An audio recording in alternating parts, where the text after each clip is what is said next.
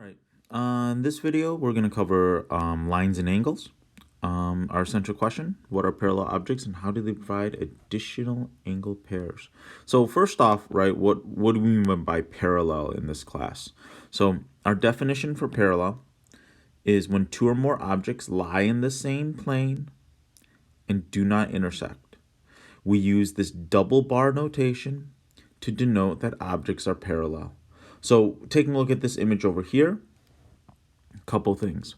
One, we can see the markings for parallel. Anytime you see these arrows in the middle of a line or a segment, that's to denote parallel. All right. So when you see those, you want to think parallel. Now, a couple things to note here. Sometimes you might see this picture summarized like this. We might say something like line AB parallel to line MN. We could mix and match our notation too. And it's not always lines that are parallel. You could have lines parallel to segments. So a lot of different things that we can see happening here in this image. Now we do have to differentiate parallel with skew. So what is a skew object? When two or more objects do not lie in the same plane and do not intersect. So oftentimes, to see a skew object, you're going to have to see where the plane is. So if I have some plane with a line inside of it, and then I have another line on the outside, right, these two lines are skewed. Although they look like on this piece of paper that they go in the same direction, I've clearly defined a plane that contains this line. There is no shorthand for skew, so we have to actually write the word out. Now, you could have an object also going through the plane, but not intersecting the line as well. At which point, right, we don't know that line AB crosses line FE, but we know that that line FE does cross the plane. These objects are still considered skew.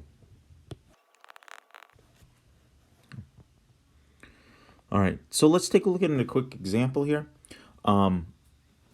We have a cube, and that's going to be pretty key to how we approach this particular problem. To the left, name 3 parallel segments. So remember, parallel has to be on the same plane but don't intersect here. So I'm going to focus in on the front, or what I consider the front of the cube here. So I'm going to highlight that front face. Now the sides that are opposite of each other would be considered parallel because they are on the same face, but they don't intersect each other. If I'm to name 2 perpendicular planes, two perpendicular planes, that'd be 2 planes that are intersecting each other on this cube. So another plane could be this plane here. Now we are naming planes, so we want to use 3 letters. I have plane ABD is perpendicular to plane BDF. And then the next one says name 3 skew line segments. So again, none of these segments can all together be on the same plane, and they cannot intersect each other. So I could consider my 2 previous line segments, AC and BD, and then include within that set segment EF. You could have another set as well. We could say AE, GH, and BD. Now you might be saying to yourself, but GH and BD intersect each other. Recall that this is a cube, all right? And so this is implied as a 3-dimensional object, and GH is behind BD. A couple of postulates just to make sure, in case you get any extra questions about parallel lines. Parallel line postulate: for a line and a point not on the line, there's exactly 1 line parallel to this line through the point. And perpendicular line postulate: for a line and a point not on the line, there's exactly 1 line perpendicular to the line that passes through the point. Now, there are different types of geometries where this wouldn't hold true, hence the reason why we have to state that here, and we don't get confused and venture off into those other types of geometries. The next definition that we have to address is a transversal. By definition, it's a line that intersects two or more lines. And those lines that are intersected may not be parallel here. So if I've got two lines, I may reference this orange line as the transversal, as in the picture that's the one that's intersecting the two lines. What this does allow us to do then is identify particular types of angle pairs. So in this example, I have two lines, L and M, being crossed by a transversal T. We have different types of angle pairs. We have a corresponding pair, alternate interior pairs, alternate exterior pairs,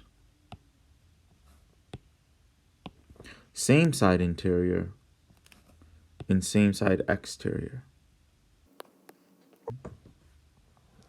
Let's go over examples of what some of those might look like in this picture. Corresponding angles within this picture are two angles that are in the same place in respect to the transversal, but on different lines. So a corresponding pair would be, for instance, angle 1 and angle 5, as they are both in the top left corner of the intersection.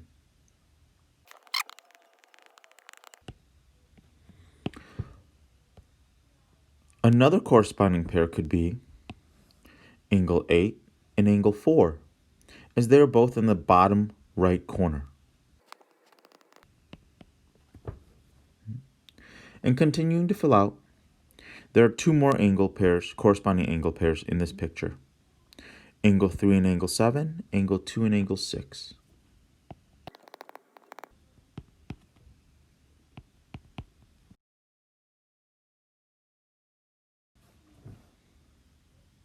Now, as we get into the next angle pairs, we do have to define what's the interior and exterior. So the transversal allows us to figure out, okay, which two lines we're dealing with as the interior between the two. So everything highlighted in between these two lines is known as the interior.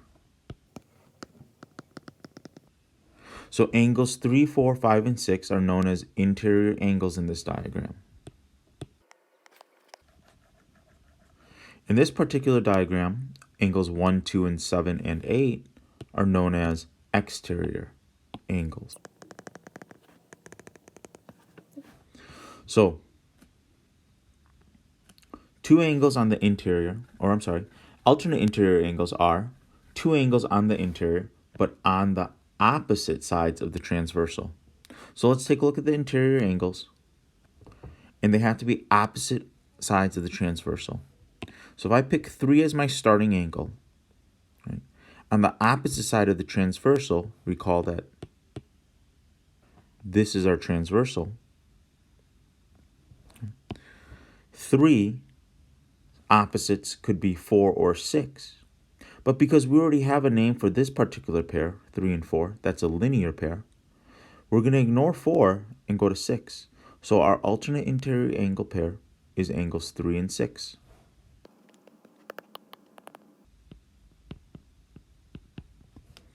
Another alternate interior angle pair would be angle 5 and angle 4.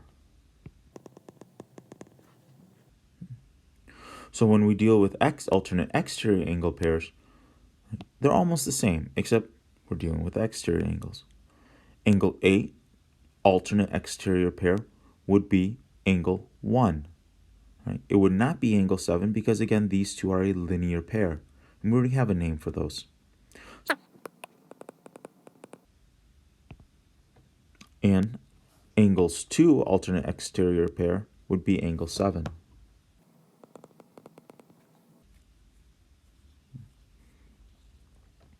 When dealing with same side interior angles,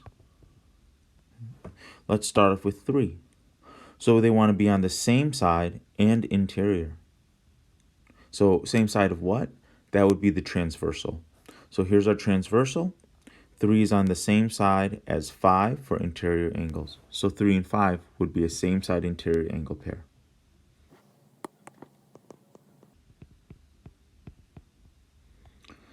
That would also make angle 6 and angle 4 also a same side interior angle pair.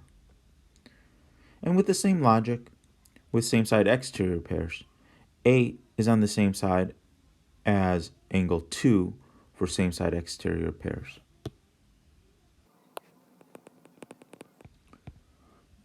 Seven and angle 1 are also same side exterior pairs. So it will be an expectation that you can identify these angle pairs as we look at diagrams very similar to this. So let's take a look at this example here. Note that the numbers are not always going to be the same. So you have to be able to identify the pieces, interior, exterior, and the transversal. Oftentimes when you get a picture like this, I find it helpful highlighting what the transversal is, and then if it helps, highlight the interior and the exterior. So here's my interior and my exterior.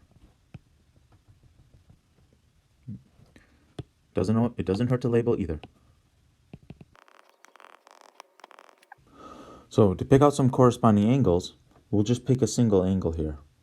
I'll pick angle 5, which is on the left of this intersection. So when I go to the other intersection, I'll notice angle 7 is also on the left. So then angle 5 and angle 7 are corresponding angles.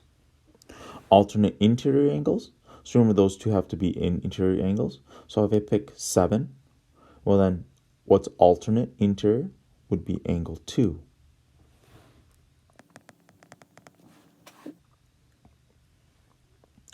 Alternate exterior, if I pick angle 1, which is on the exterior, its alternate interior angle, alternate exterior angle pair would be angle 8. Same side exterior angles, if I pick 1 again, its same side exterior angle pair would be angle 4. In same side interior angles, if I pick 6, same side interior angle would be angle 7.